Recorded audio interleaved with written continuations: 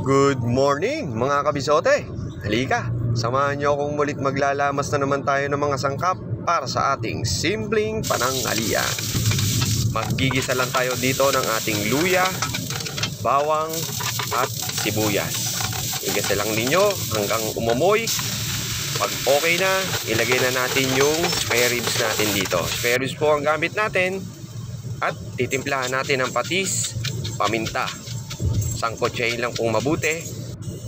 Habang sinasangkot siya, himayin muna natin ang ating malunggay. Ganito po yung technique para hindi tayo mahirapan sa paghimay ng malunggay. Meron kayong strainer, itusok lang po natin, tas hilahin.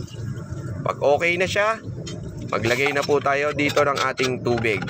Hanggang sa makover lang po yung karne, atin po itong palambutin ng 40 minutes para talagang malambot na malambot.